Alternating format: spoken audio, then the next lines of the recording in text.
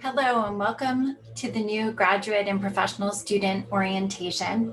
My name is Amanda Godley and I'm the Vice Provost for Graduate Studies and a professor in the School of Education at the University of Pittsburgh. And I want to be the first or one of the first to say welcome. Welcome to Pitt. We are so glad that you chose Pitt for your graduate career. And even though some of you may not be coming in person to campus this fall, you are a very important part of the strength and identity of the University of Pittsburgh. As graduate and professional students, you are a third of the students on our Pittsburgh campus. And so in both numbers and in your academic pursuits, you are an essential part of our university community. I want to begin by respectfully acknowledging that the University of Pittsburgh stands on the traditional ancestral lands of many indigenous nations, including the Osage, Monongahela, Delaware, and Shawnee nations.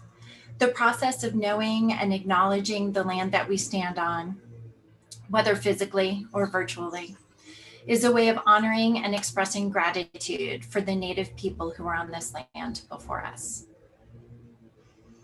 At Pitt, it's our goal to not only make your graduate school experience as fulfilling and exceptional as possible, but also to prepare you to make an impact on the world beyond the university. Pitt's core mission is to improve the world through knowledge. And so we take seriously our charge to both help you gain that knowledge and to help you think about how to make a positive impact on the world. Our graduate students are currently helping to improve the world in various ways, participating in research on public health and COVID-19, engaging in conversations and work on anti-racism and fighting discrimination, both in the United States and across the globe. A core value of Pitt is diversity and inclusion. And we're very proud of our students who engage in these pursuits, and it's essential to us that everyone feels welcome and valued at Pitt. Another important part of Pitt's mission is to offer superior graduate and professional programs and to engage in pioneering research. We can't accomplish these without you, without excellent, passionate students, which is a large part of why our graduate programs are so successful. So if you'll give me a second, I'm going to share my screen to introduce the graduate studies team and then share a welcome message from our provost, Dr. Ann Cudd.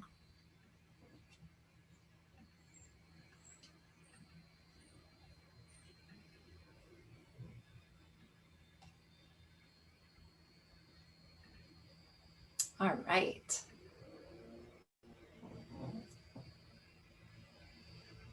So let me introduce you to our team. You've met me, Amanda Godley. Other folks who will be here to assist you during your time in graduate studies are Stephanie Hugendorn, Jennifer Walker, Megan Culpepper, and Callan Rowe. We're here to help you in whatever way we can. And I want to share this special message from the provost.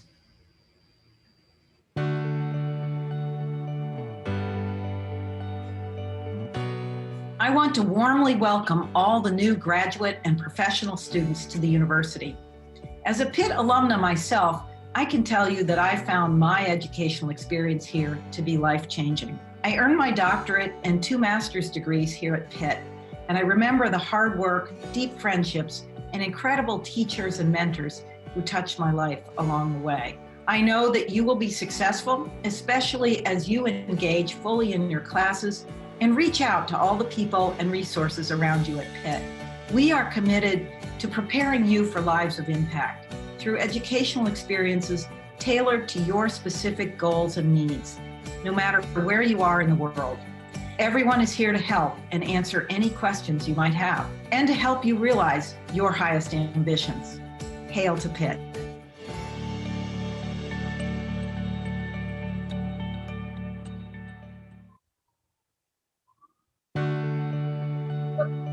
Sorry about that. I want to warmly. Sorry, folks. Okay. Moving on. We want to share with you some of the resources that we can offer you. You'll hear more from other folks this hour, campus leaders who are here to welcome you and share information. But to get you started, we wanted to share a few websites that provide resources for graduate studies across the university. Our site, gradstudents.pitt.edu, has links to nearly all the resources you would need. Connected to that, we have a website that's specific to COVID-19 and information that you might need for this semester while we are in a pandemic situation. I also wanted to share my own email address, as well as my office hours and a monthly newsletter that I distribute to be sure that you have the most current information on graduate studies possible. That email is open to you at any time if you have any questions or concerns. Your schools also have graduate studies websites if you have questions that are specific to your programs. So you probably have some questions about what remote and hybrid learning and training are going to look like this fall. As you've probably heard, our Flex at Pitt approach allows students and faculty to choose whether to be in class or to learn remotely, and just switch your decision at any time. So we're very happy to be able to give that choice to you. If you have an appointment as a teaching assistant or fellow, we also have resources available to you. And we want to note that it's very important to us that you, like all instructors, have the choice of whether or not to teach in person or remotely this fall. For those of you who have appointments as graduate student researchers or assistants, there's also some guidelines for you, which in brief, give you the opportunity to talk to your faculty supervisor and to another faculty member not involved in your research to discuss how comfortable you feel being on campus and what kind of duties you will complete while you're on campus. We wanted to give you a quick reminder about an email you probably already received about the opportunity for a stipend advance this fall if you have an appointment as a teaching assistant fellow or GSR. It is due tomorrow, but you should have received an email that gave you directions on requesting an advance of your fall stipend to be paid on September 4th. Again, please email us if you have any questions about that. I'm quickly running out of time, so I will go through the next couple slides pretty quickly. But we have a number of resources for you for your academic and career development. The ombuds people are people in your school whose sole job it is to help you solve problems and resolve conflicts. So if you're unsure about where to go for a resource or if something seems amiss, please contact your ombuds people and they can help you. That's what they're there for. The university also has a disability resources and services center that is for graduate students as well as undergrad.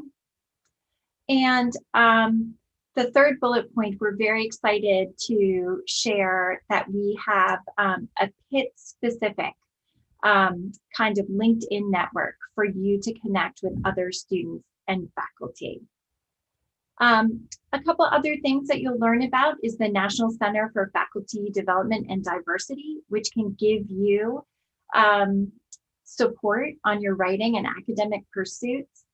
And we have other resources available to you that are specific to getting engaged during in your studies and other training during COVID. We also want to point out that we have a number of resources for your own self-care and wellness. Graduate studies can be overwhelming, and it's important to us that you take care of yourself. So please check out our wellness resource guide. Please check out the online exercise classes offered through BFit Pitt. And please remember to sign up for the additional free August healthcare when you sign up for your healthcare throughout the year. We're happy to be able to offer this to you given that pandemic and Pitt's earlier start this year. On the note of wellness, we wanted to share some information about the distribution of masks. This fall, each Pitt student will be given 2 complimentary masks. Distribution will happen both tomorrow and August 21st, both at the Shenley Quad, which is near the bookstore, and also Senate Square.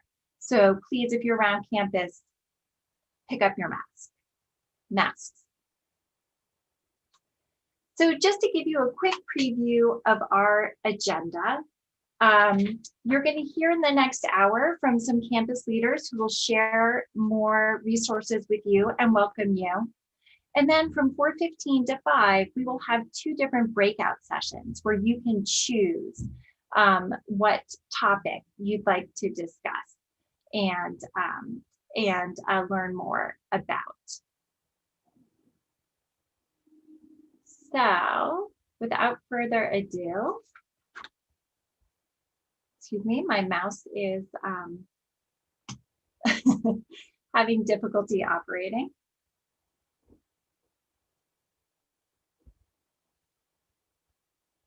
Okay. So without further ado, I'd like to introduce Kenyon Bonner, who's the Vice Provost for Student Affairs and the Dean of Students. Welcome. Thank you for joining us. Thank you, Amanda. Good afternoon, everyone. As Amanda mentioned, I serve as the Vice Provost and Dean of Students at Pitt, and I'm happy to be here today. I won't take up too much of your time, but I do have just a few things to share with you. First, I'd like to thank Amanda. Amanda, thank you, as well as the graduate team that worked to help bring this together, Jen Walker, Callan Rowe, and Stephanie Hugendorn, and also a nice shout out to Milena Hershen, the Graduate and Professional Student Government Board. Some of you may be wondering what a Dean of Students is. I hope all of you know what that is, who I am. My primary responsibility at Pitt is to provide leadership to the Division of Student Affairs, and within Student Affairs, there are a host of departments that support students, both graduate and undergraduate. And I'll talk a little bit more about some of the offices that I think you may be particularly interested in. The first thing I want to do is just take a minute to just appreciate this moment. Congratulations for all of you on beginning a new and exciting chapter in your lives.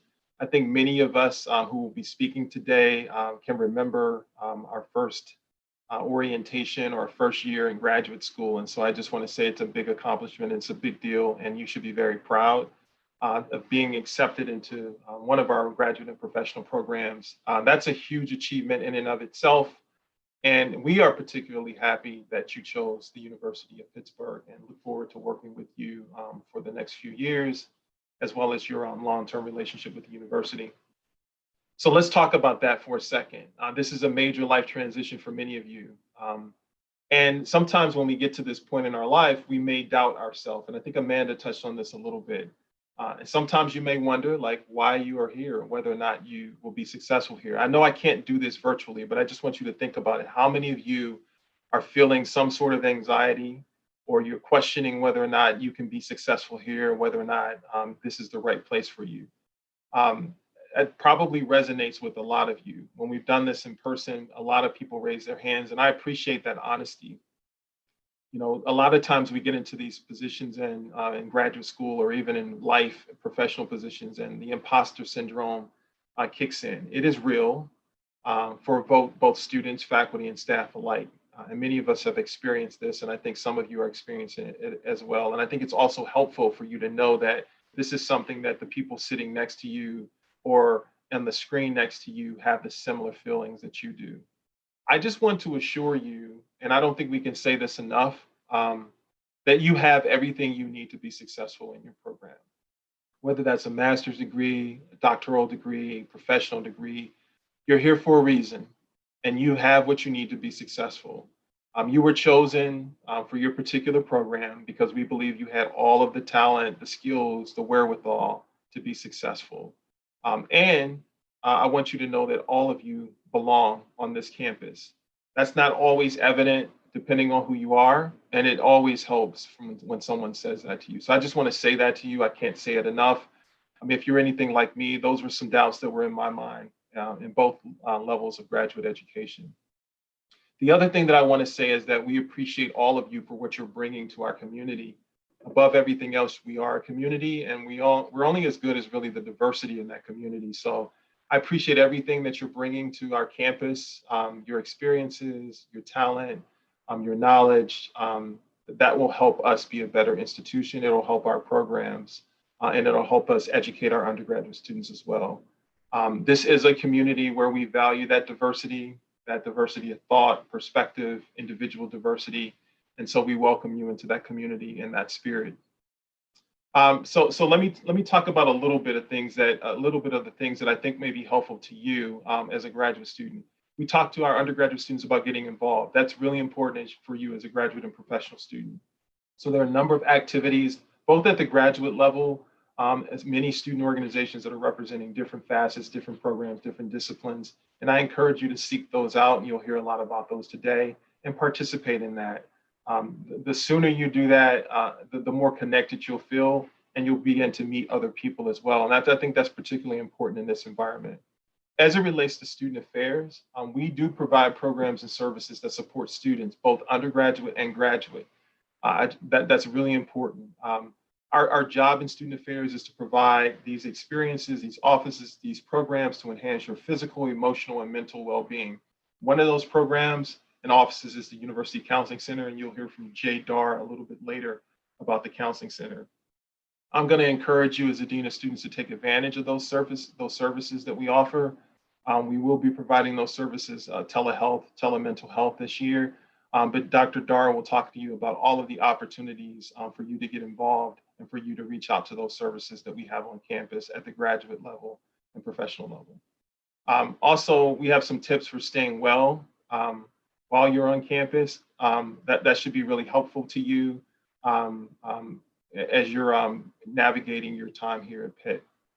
The Student Health Service is another office. Our Student Health Center, we have doctors, we have nurses, we have psychiatry services in our Student Health Center, and we have a health education office.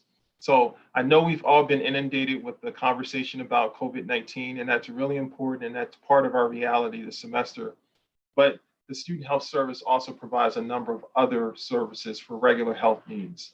It's a fully accredited health center.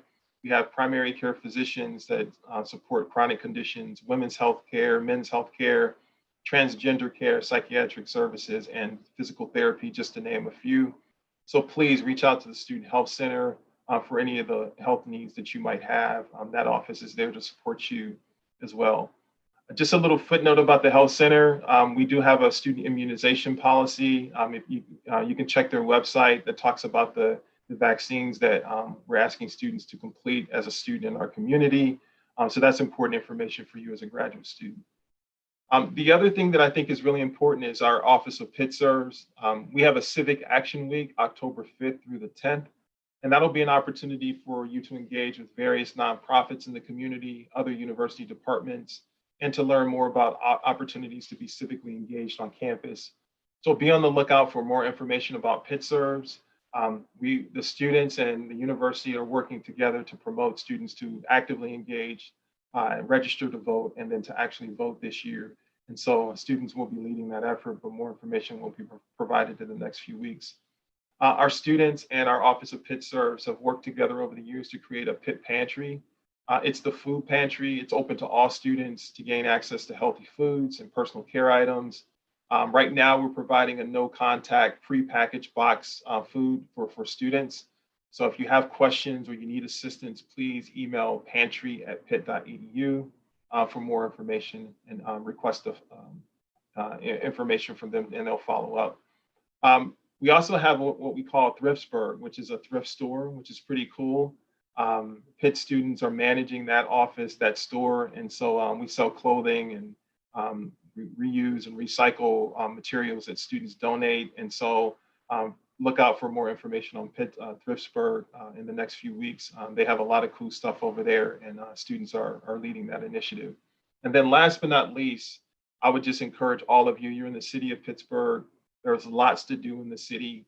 And one of the things that we encourage everyone to do is to get involved in the Pitt's Arts and Cultural District. And so our Office of Pitt Arts is a great office that supports both our graduate and undergraduate students. And there are a wealth of opportunities that you can participate in free with your Pitt ID through the Pitt Arts program.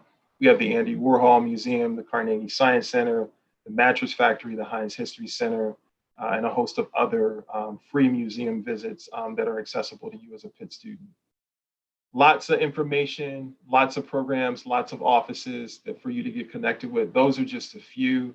And please, if you have other questions about what we have on campus, don't hesitate to reach out to Dean of Students at pitt.edu. Shoot me an email and we'll try to get back to you as soon as possible. Last but not least, one of the big elephants in the room is the pandemic. I think we're all familiar with the things that we've done so far to educate the campus. There's a lot of uncertainty and opportunity this semester. And so, you know, it's going to be really important for both our undergraduate and graduate students to work together to make sure that our campus is as healthy as possible. And so before I end today, I do want to thank our students for creating the Pitt Community Compact. And the compact is a commitment written by a diverse group of students that talks about the behaviors that we believe will create a culture where people are mindful of the well-being of each other. And so there's one segment of that compact. It talks about face coverings and it talks about physical distancing and following health guidelines that I think is really important and resonates with me. And it goes, no matter your affiliation, we're all members of the same community. We're all in this together and we'll get through this together. I truly believe that. I think it really relies on us as a community to value each other and our community, and we will get through this together. Last but not least, please take care of business. All of you are very talented. You have what you need to be successful, and you will be successful. Don't ever forget that. The second thing is take care of each other. We are a community, and to the extent that we look out for each other and we care for each other's well-being, we will be successful as a community. And then take care of yourself. You're most important. Take care of your well-being, your mental health, your physical health. Reach out and do the things that bring you joy, and contact the people and stay engaged with the people that are here to support you. Welcome to Panther Nation. Mask up. Good luck and congratulations. Thanks. Thank you, Dr. Bonner. So I am pleased to introduce our next speaker, Milena Hirsch, who is the president of the Graduate and Professional Student Government. Milena? Oh, hi there. Sorry, it took me just a moment. Hi, everyone. Good afternoon. Welcome virtually, but welcome. We're so excited to have you. I'm now just going to share my screen really quick. Alrighty, so I'm just going to review really quick just some details about the Graduate and Professional Student Government. My name is Milena Hirsch. I am acting as president of this academic year. Very excited for this upcoming year with all of the challenges and uniqueness that this year will bring. We're very excited. So an overview of our executive board this year. As I said, my name is Milena Hirsch. I'm acting as president this year. I'm a dual master's student in the Katz Graduate School of Business and the Graduate School of Public Health. Amanda Leifson serves as our executive administrator. She is getting her PhD in Arts and Sciences in the Department of Poli-Sci. Morgan Pierce is our VP of Committees. She's getting her PhD in Arts and Sciences in the Department of History. Deanna Mudry is our VP of Communication. She is getting a master's in Arts and Sciences in the Department of Linguistics. Jazkia Jones is our VP of Programming. She is pursuing a master's in the School of Education. And then lastly, Yashar Aussie is our VP of Finance. He is getting his PhD in the Swanson School of Engineering. So we are your board for this year. We are the overarching governance to all graduate and professional students. So you're more than welcome to reach out to any of us at any point in time for any question. We'll either direct it to each other to figure out the correct person to go to, or hopefully answer your question on the spot. So what is GPSG? So we, like I said, we are the student governance that oversees all graduate and professional students. Here we kind of broke out in two different buckets that work in tandem. So GPSG serves every single school, every single program, regardless of what program or school you are in, any graduate and professional student, we serve for you and are your advocates to the university. Our cultural GSAs, those are broken up into 6, and I'll just run through them quickly. So those are graduate student associations that were formed that are for those specific diverse cultures. So Anchor is our Indian student group, CSSA is our Chinese student group, GOSECA is for Europe and Central Asia, ISA is, I believe it's Iranian Student Association, Lagos is our Latin American Association, and then TASA is our Turkish American Student Association. So like I said, we serve all students in all of the graduate and professional schools, and we're here to be your advocate and kind of be that liaison between students and the university. So the GPSG mission. So first and foremost, these are in no particular order, just kind of everything listed here, but our goals are to improve communication between graduate students and the university. Like I said, acting as that liaison between the needs of our students and the actual university administration. Represent graduate students on university-wide committees, which I'll touch on a little bit. As Dean Bonner mentioned, it is really, really important to get engaged. Graduate students, while we do make up a smaller population of the university, that's part of the reason why it's so crucial for our voices to be on these different committees. And it's a really great opportunity to get to know people in different departments and different schools, and to also just kind of get your bearings in the university as a community. We also advocate for graduate students at the university, state, and national level. GPSG is a part of a few different national level student groups that are advocates for graduate education. So we are always advocating on that behalf. And then specific to our current environment, but ever persistent regardless of what's going on, we are focusing a lot on promoting general welfare during COVID-19, which I'll talk about a little later. We are pushing this year a lot, which is in tandem with what the university is doing as well, to advocate for diversity, inclusion, and equity among our university as well as our greater community, and then also to provide services to graduate students. So the services that we provide, although they will look a little different this year, GPSG plans social and professional development events for graduate and professional students. While those may be online, we are still very passionate about making sure we're bringing those value-add experiences to your time at Pitt. We also provide travel grants for students presenting at conferences and advocacy grants for advocacy conferences. Again, that'll also look a little different with COVID-19, but those are things that we traditionally provide and that we still do provide, just with a little bit of alterations because of the pandemic. We also provide supplemental funding to student organizations and free legal services to students when they need them. So COVID-19 and Pitt. So wanted to hit on just 3 kind of overarching things. And the first one Dean Bonner hit on really well, and it's the community compact. So this was a student-led compact that was written with undergrad, graduate, and professional students. We're from a variety of different schools, variety of different programs, general backgrounds. Everyone was coming with a very unique and fresh perspective. And so we all worked together to really kind of pour in what we felt the mission, vision, and values of the university was, and how that could permeate into the community during this very unique and challenging time. And so the community compact really is to bolster that sense of community that we are all in this together. We will get through this together, but we need to take that personal accountability to care for one another while also caring for ourselves. And I do want to mention as well, there has been, excuse me, a little bit of some confusion with the community compact and the return to campus acknowledgement.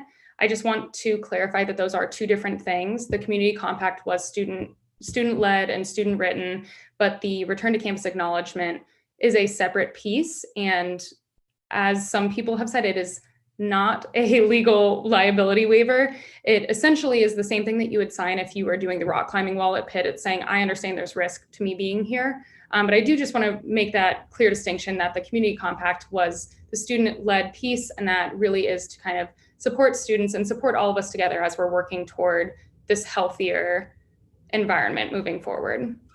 So the Pitt COVID site that I think a few people have brought up already, that has a bunch of very relevant information. And then we did also want to bring up as well that GPSG, we actually added a COVID-19 tab to our website. And this tab, it has things that are directly and indirectly related to COVID-19. So we have health and safety, food and housing security, we have healthcare services, university response requirements, Flex at Pitt instruction, and also we have resources for international students listed on there. And so kind of the main takeaway that we've been talking about as GPSG for how do we exist as graduate and professional students within an environment where you're in a pandemic, where you're maybe starting or doing your entire semester virtually, or however it looks, it's very unique, and it'll be unique to graduate and professional students compared to undergraduates, and it'll be unique to each of us individually. And so something that we would love for everyone to remember is to be patient with yourself, be patient with your peers around you. Remember to take that personal accountability that the things that you do will directly impact the greater community. So to please take that personal responsibility to make sure our community remains healthy and safe. And as Dean Bonner quoted, remember that we are in this together and we will get through this together. So ways to get involved with GPSG. So there are the many different committees that we have, and I put up here the QR code that if anyone wants to scan that, it'll bump you to a student representative survey that will go to our VP of committees. If you want to get involved, which I highly encourage, it's really a great way to get to know people. It's a great way to start feeling the community sense of the university, and it's a very strong presence here. So I would really encourage you to get involved in these. We would love some more diverse perspectives in here from different programs, different schools. We just think it's very important to keep graduate and professional students involved in these conversations. So we have listed up here the different types of committees and task forces that are present. And then underneath these umbrellas, there are many committees underneath those as well. So you can reach out to committees.gpsg@pitt.edu if you'd like to ask Morgan how to get involved, or like I said, you can scan this QR code and fill out the survey right off of here. Okay, and then also just wanted to bring up as well, just a few upcoming things that we have on the horizon. Our first assembly board meeting is going to be next Tuesday, August 25th, which will be from 4:30 to 6 p.m. Eastern Standard Time. We will have those Zoom details on our GPSG site. And then just so everyone is aware of what the assembly board is. So within GPSG, we have a meeting monthly of what is called the assembly board. So each of the different schools have representatives that must attend these, but the assembly board and these meetings are open to literally any student. So we cover a variety of different topics. We'll have discussions in there. Schools will share different things that they're trying to do. There's a lot of opportunity for cross collaboration between schools and departments that stem from these meetings. So if you'd like to join ever, we will be posting all of those Zoom details on our GPSG website, so it is readily available for you to join. And then also we are planning with the Office of the Provost a graduate and professional student town hall. We felt it was important to do something that was unique to graduate and professional students because the challenges and the things that we face during this time specifically are very unique to us and unique to where we're at in our profession, where we are at in academia. So this is upcoming. We have just kind of decided that we'll be doing this. So more details will be shared about that, but that's something that we think will be very helpful to answer some questions that have been lingering. And then stay connected. So I have up here our email, our Facebook name, our website, and then I also put up here Pitt Commons, which I think should come up in some regard over the day, but Pitt Commons is kind of like a platform where you can connect with current students, alumni, faculty, staff. There are discussion boards, there are different student groups. There's actually a 2020 incoming graduate and professional student group. So you can get on there and really start to build that community, especially right now being virtual. It is really, really important to kind of make that extra effort to do it, which is unfortunate. Normally we'd be in a classroom and we'd be able to engage with one another, build those relationships fairly organically. But this year it looks a little different. So we're trying to come up with ways that those relationships can still happen and happen hopefully organically as well, just virtually. And then also, if you join Pitt Commons, you get entered into a chance to win a $100 gift card. So that is always a great thing as well. So with that, I just wanted to say thank you so much for coming to Pitt. Welcome. We are very, very excited to have you, and we look forward to seeing what the year brings. Thank you, Melina. I wanted to let everyone know that all the slides from today's presentation are going to be posted on our orientation website. So you don't have to worry about frantically writing down any of the websites or resources we shared. They will all be available to you. I now want to introduce Deanna Mudry from the GPSG, who's going to be leading us in a short kind of game contest about Pittsburgh. Deanna? Hi, everyone. Good afternoon. I hope you're all excited to be either in Pittsburgh or in Pittsburgh virtually as you start your graduate education. So I have some fun trivia questions for you guys about Pittsburgh that you can answer through the survey function. So the first question is, how many bridges does the city of Pittsburgh have? 106, 284, 446, or 623?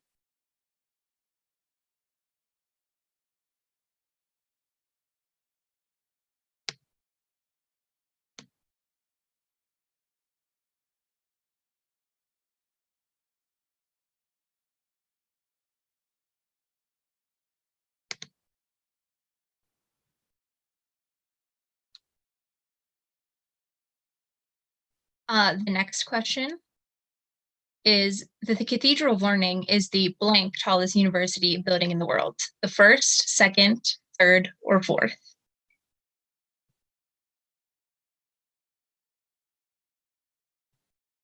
And true or false, Pittsburgh has more bars per capita than any other city in the United States.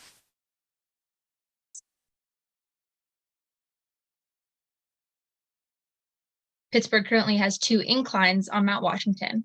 At one point, there were as many as blank inclines in the city: 6, 11, 17, or 23.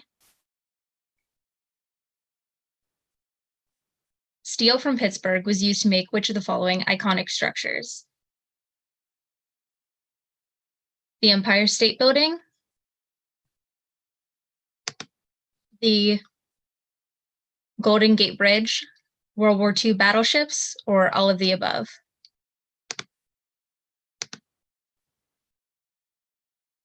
And finally, which vaccine was created at the University of Pittsburgh by virologist Dr. Jonas Salk? Polio, measles, influenza, or tetanus?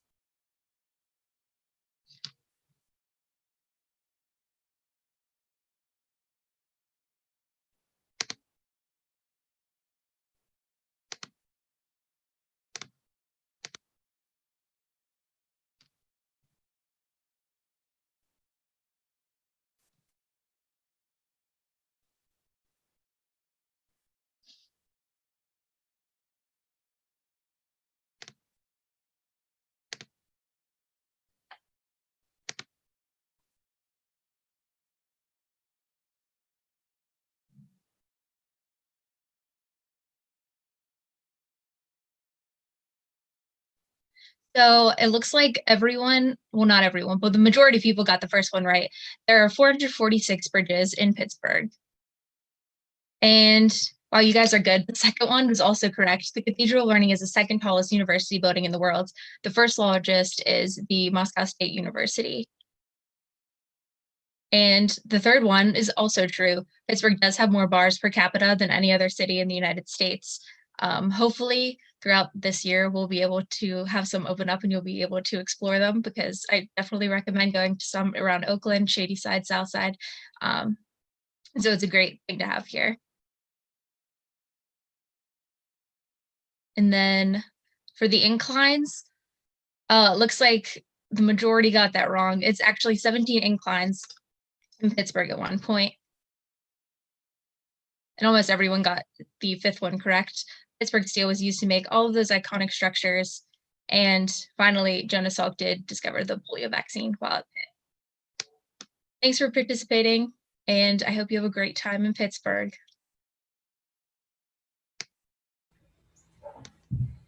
Thank you, Deanna. Thank you. Just want to follow up with a little reminder from our medical response team that this year is not the year to explore the bars in Pittsburgh.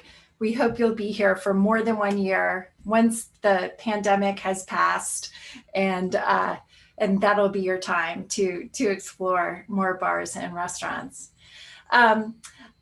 It is my pleasure to next introduce Dr. Jay Dar, who is the director of the University Counseling Center. Thanks for being here. Thank you, Amanda. Really appreciate it. It's an honor and privilege, and I'd like to thank you and your team for inviting me. I'm going to share my screen.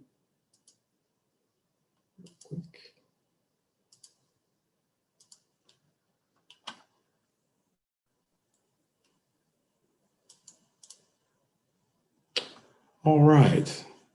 Well, I would like to take this opportunity, as many of our colleagues have done here on this panel, is to welcome you to the Pitt family. We're excited that you're here with us, and we're looking forward to engaging with you in this virtual environment. And part of this virtual environment is sort of realizing our power, right? Our power of Pitt lies within the caring that all of us here on this panel, as well as throughout the campus community, give to our students, whether undergraduate or graduate. So with that, we are experiencing a range of needs and options, right? So not only on top of being a new graduate student, and congratulations, by the way, there's also the pandemic. So we are experiencing a normal reaction to an abnormal situation. So what that lends us to is a lot of needs and options, right? So we may be experiencing increased anxiety. We may be experiencing some problems with sleep, some problems with, hey, not really focused. So there's a variety of needs that are out there, and we'll be exploring what the Counseling Center can provide here in a couple of minutes. So in order to find your right direction, as far as on that continuum of your needs and options, one of the first places to look is on our website, and you have a QR code there. It's called Therapy Assistance Online. We have an online screening tool that will allow you to find out, hey, where should I go? What modules or what types of assistance do I really need? If you're still feeling unsure, you can always contact us at the University Counseling Center, and we'll be talking a little bit more about the services that we do offer. But one important service is our virtual drop-in service that is from 9 a.m. to 4 p.m. No appointment is necessary. You just give us a call at 412-648-7930. And we'll talk a little bit more about that here as we go as well. The University Counseling Center. So we do offer a wide range of clinical and psychoeducational support and services. There is no fee for enrolled students. There is no wait list. And we offer short-term goal-oriented treatment for students, and there is no session limits. So UCC is comprised of a variety of mental health practitioners and trainees. We have psychologists, we have licensed professional counselors, we have social workers, we have graduate level trainees, both on a doctoral track and also on the master's track to licensure. We do, this is confidential, right? So of course, there's a few limits to confidentiality. Of course, if you're a danger to yourself or others, any signs of abuse to an elderly person or disabled person or suspected abuse, and also some of the limits where we can essentially break confidentiality, of course, is in court order or court subpoena. So we just say that so that you know we can only release information based on your consent. And then how we sort of engage with our services, we use what's called a personalized care model that focuses on your strengths. So when we look at that sort of continuum of needs and options, these are all the options that are available to you at the University Counseling Center.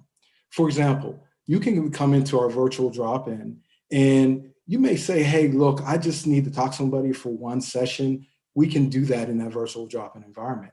We also have another option for a sort of shorter term that is called Let's Talk or Let's Teletalk now. So Let's Teletalk is available for a 15-minute consultation, and you can sign up for those virtually too as well.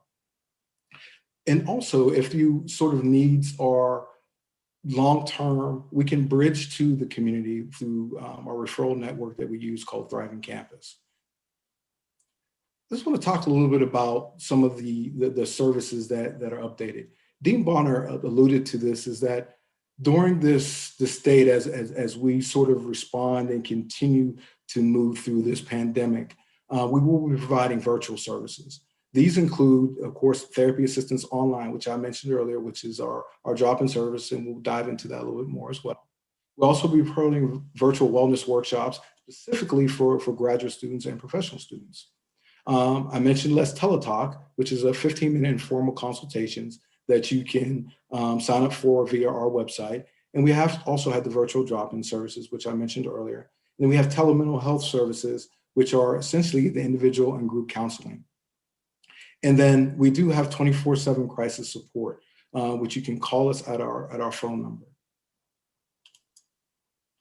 Now, it's very important to note that due to licensing laws, the UCC can only offer clinical services if you are residing or physically located in the state of Pennsylvania. But we're not discouraging you not to give us a call, because we can work with you through our virtual drop-in one-time consultation. You're also eligible for, of course, the self-help through TAL. You can also utilize Let's Teletalk, and you can also join virtual workshops. I do have a quick video on TAL that I would like to show you. Could you use a little bit of help? In every life journey, there will be ups and there will be downs. Even the best of times can get overwhelming. Healthy worry and low mood happen normally in everyone's life, and when the tough times happen, you may even need a little bit of help getting through the rough patches. TAL Self-Help is a completely private online library of behavioral health resources that includes interactive educational modules and practice tools to help you understand and manage how you feel, think, and act. You can learn stress management, mindfulness skills, problem solving, relationship skills, and strategies to avoid dwelling on your concerns and develop more helpful thinking patterns. TAL Self-Help provides a platform to assist you to bounce back from life's disappointments and frustrations. When you're feeling overwhelmed, low, or anxious, log in at thepath.talconnect.org. It's easy, you can do this. Choose Sign Up and TAL Self-Help. Then you can select the modules that will help you feel better, function better, and live the life you choose. You can handle more than you think. Sign up with your campus email for free unlimited access. So we strongly encourage you to take a look at TAL, as well as our virtual wellness workshops. These workshops are 60 to 90 minutes long, and you can register via our website. And as I mentioned, also with the Let's Teletalk, these are 15-minute consultations. And again, please take a look at those, because those can, if you're not sure about the counseling experience or the therapy experience, Let's Teletalk is a good way to sort of test the waters. And then, of course, if you say, hey, I really want to get involved in and really want to pursue therapy, please drop into our virtual drop-in services Monday through Friday, 9 a.m. to 4 p.m. And you can give us a call at 412-648-7930 to get connected. And then our telehealth services, I mentioned, are group counseling, which we do have graduate support groups and graduate therapy groups, as well as relationship and short-term and individual counseling. And then lastly, just wanted to Well, lastly, talk about our 24/7 crisis support for students. We're available 24/7 at 412-648-7930. And then after hours and weekends, same number, just press option 1. And if you're in the area, there's also Western Psychiatric Hospital, Resolve Crisis Network, of course, campus police if there's an immediate life-threatening need, of course, our National Suicide Prevention Hotline, and you can always call crisis text line. And if you're not sure of your crisis in your area, if you're out of state, then please contact us and we'll help you work through that. We look forward to working with you, engaging with you, so please don't hesitate to reach out to the University Counseling Center. And welcome to Pitt. Thank you very much, Dr. Dar. So next, I'd like to introduce Dr. John Williams, who is the director of the COVID-19 Medical Response Office at Pitt, and also the Henry L. Hillman Endowed Chair in Pediatric Immunology. Thank you for being with us, Dr. Williams. Oh, it's a pleasure, Amanda, and thanks. Welcome everybody to Pitt. I hope there are some micro and immunograduate students and medical students out there, but welcome to all our graduate and professional students. So a couple of things, and I just want to highlight a little bit of what our preparations are and what we really need you to do. And yes, that was me that said no bars this year, sorry, next year. What we've done is a variety of strategies here at the University of Pittsburgh to try and both keep people safe as well as keep the campus open and functioning. Life is all about navigating the world while managing risks. We all do this all the time. We drive cars, we fly on planes, we go swimming, we ride in boats. All these are things that have some inherent risk to them. And we all choose for ourselves, okay, what makes sense? So I'm here to tell you about what we have done here at the University of Pittsburgh based on guidelines and the best evidence that we have to date and how you can help. So we've asked all our students to shelter in place for a week before they arrive and a week after they get here. This is a really important way to try and reduce spread of the coronavirus. We have done lots of education, which I am sure you've gotten more communications than you would like to about the basics. But can I tell you over and over and over, we will keep saying that because it's not rocket science. Wear a mask, physical distancing of 6 feet, hand hygiene. It's that simple. If most people in our country were doing that most of the time, the problem would be mostly reduced. And when you look at areas where there are large outbreaks, whether it's a city, a state, a college, a company, you know, whatever human endeavor is having those clusters and outbreaks, it's always because people are not doing those basic things. The literature is full of cases where there were lots of people exposed to somebody infected with the virus, but because people were wearing masks and keeping a distance and doing hand hygiene, there was not spread. So those three simple things, probably none of you would get in your car without putting on a seatbelt. I hope you would not. And you know, if you can develop those same habits in yourself with mask, distance, and hand hygiene, that'll really dramatically alleviate the problem. So in terms of testing, we have two approaches. You're probably aware the CDC and the American College Health Association don't recommend mass testing of every student. And that's for several reasons. One is that the false negative at that moment in time creates a false sense of security. People say, well, I got tested at home before I came. I'm good. Now I can go to those bars and those parties. That is not correct. As you know, I'm sure there are scarce testing resources, so we have to use these wisely to be able to do something to know what's going on in our population, but also to be able to take care of symptomatic people and sick older patients. So the strategy we've taken addresses both of those, and frankly, more and more schools are adopting this strategy.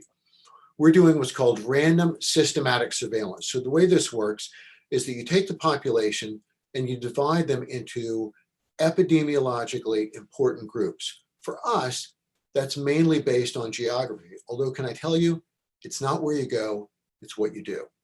It's what you do. So we have looked at students from the region, students from the rest of Pennsylvania, students from other states in the US, and international students. Those are our 4 big buckets. And within each of those, there are students who are on and off campus. About 2/3 of our students are off campus. So that's 8 groups. And we have selected randomly a statistically representative subset of those, which it ends up being about 10%, but that isn't how we calculated it. We calculated it based on statistical power. And those students have been invited to be tested in these next 10 days. We've already done, today was our 4th day. You'll see a report of that. The first report will come out sometime this afternoon, and it'll come out at least weekly, if not bi-weekly. If you were invited, please show up. It's quick, easy. It's a self-collected nasal swab. Kids can do it. It'll take about 5 to 10 minutes of your time. And it's really important because it gives us a finger on the pulse of how much asymptomatic infection is there walking around on our campus. So it's going to be very valuable data for us to guide our policies in terms of what posture we're in and how restrictive or not restrictive we are. And then the other kind of testing we're doing is symptomatic testing. That is through student health. So if you develop symptoms that could be consistent with COVID, and you can easily Google those, and it's in the daily attestation app, call student health. They have a process to sort of determine, okay, are your symptoms potentially consistent or with something else? And they will determine if you need to be tested and how to arrange that. So you'll be hearing about this throughout the semester. We have really intensive surveillance over the next week and a half during move-in and arrival, but we'll continue doing this random systematic surveillance throughout the semester.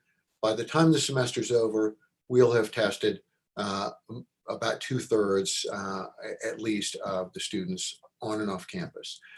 So again, have a great semester. If we all do our part, mask, distance, hand hygiene, we can have a great and healthy and safe semester. And I implore you, not just for you, most of you are younger and therefore you know that you're lower risk, but it's important for our campus. It's really important for our community. People of color in our community and in Oakland are at higher risks for severe disease. We have, older and high risk people in our community, either working in Oakland or on our campus as students or faculty. So we really I look at it as a civic responsibility, a duty to my fellow humans on the Pitt campus to do these things. So thanks for coming here. Thanks for joining, and have a great semester. Thank you, Dr. Williams. So I'm now happy to introduce the last speaker on our panel, and that is Dr. Clyde Wilson Pickett, who is the Vice Chancellor for Diversity and Inclusion, and also, I have to add, a graduate of the one of the doctoral programs I work in. So we're so happy that you're at Pitt. So welcome, and thank you for joining us today. Well, thank you much for the opportunity, and I wish to extend appreciation for you allowing me to spend some time with you, and certainly to your team for putting this together. For all of our students who are here, certainly I extend my congratulations. As Dr. Godley shared, I'm Clyde Wilson Pickett. I use the pronouns he, his, and him, and I'm here to share information about our work collectively to advance diversity, equity, and inclusion forward.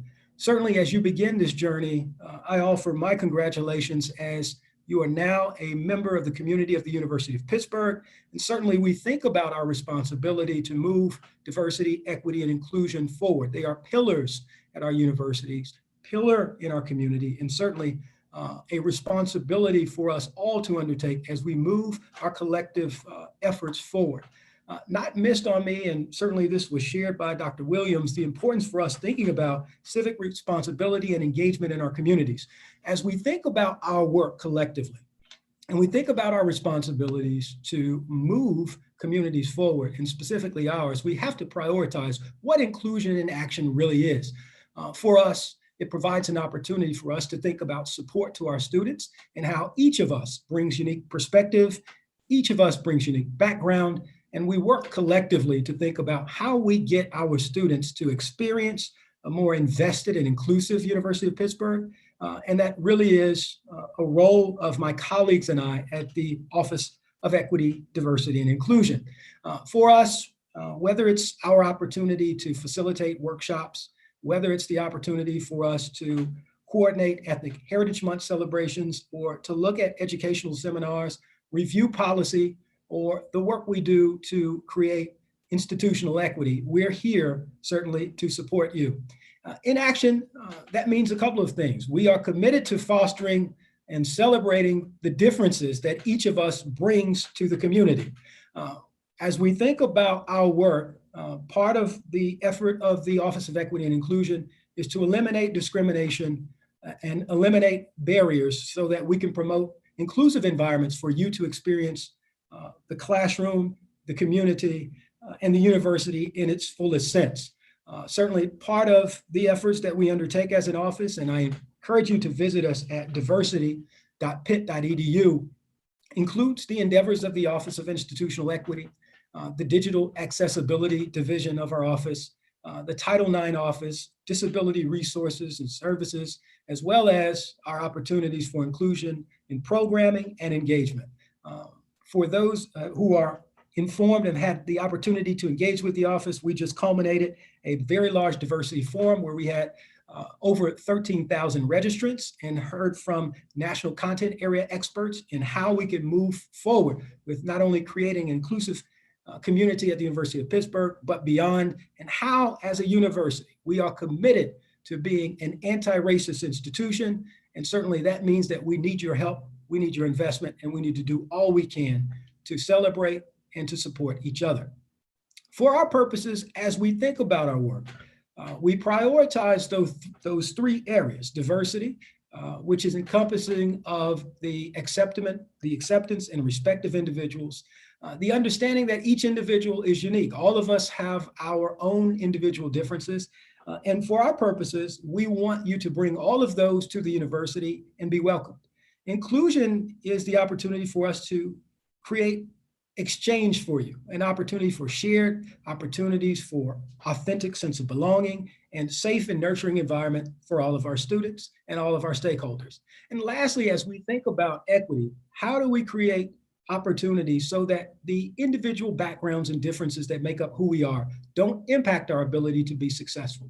As an office, we undertake the responsibility to use those strategies to collectively create an environment where the campus is one that all feel welcome and valued, and an opportunity to continue to advance spaces where our students can thrive at incredibly high rates, to have inclusive learning environments, and to expose our students and our community to an environment where all are welcome.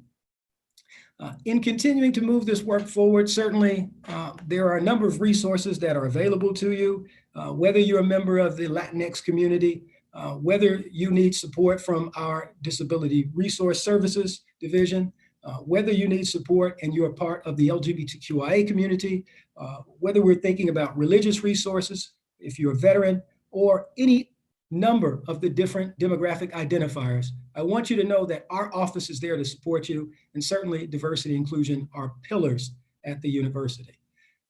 Including further information, I want you to know that digital accessibility is a part of the work that we do. So as we think about accessible technology, how we create opportunities for web pages and all content to be accessible, how we think about access and development of software and support there, and how we make available electronic journals and books is a part of the work that we do in digital accessibility. For those who have ability as part of the aspects of their diversity, the disability and services is designed and designated as a unit to help with reasonable accommodations and to support you at your during your time at the university. And we're here and committed to providing equal opportunity to all of our students, and we're excited to be of support to you. We are, like most institutions or organizations, in a remote posture, but certainly we look forward to serving you, and certainly we encourage you to reach out and connect with us. Lastly, as I close, I want you to know that inclusion in education is a pillar and a priority for the work that we do. we want to have and create environments that are non-discriminatory and one that are welcome to all of our students. Should you need to address an issue of bias or discrimination, on our website, there's an opportunity for you to make a report and to address any incident or issue that you might come across regarding discrimination or harassment. I encourage you to access that information. Certainly, the Office of Diversity and Inclusion will continue to distribute information and be available to you should you require or need additional information. And so too, as we think about our work, I wish to share with you that we have a Title IX office and that we're in place to underscore the importance that harassment and discrimination based on parenting or pregnancy status or sexual misconduct in terms of sexual violence, sexual harassment, relationship violence, and stalking will not be tolerated, and that we're here. And should you need to make a report and need our assistance in addressing those things, that we're here for you. So do know that the Office of Equity and Inclusion is here for you. As a returning member of the University of Pittsburgh community, certainly I'm excited to be back in the community and look forward to connecting with students. And specifically, having been a graduate student myself, I look forward to being a part of your educational journey and am willing to support in any capacity. So again, welcome to the University of Pittsburgh, and we look forward to helping you. Thank you. Thank you, Dr. Pickett. I hope that what you've all heard through the panelists' remarks is that there is a very wide and deep network of people and services at the University of Pittsburgh to support you.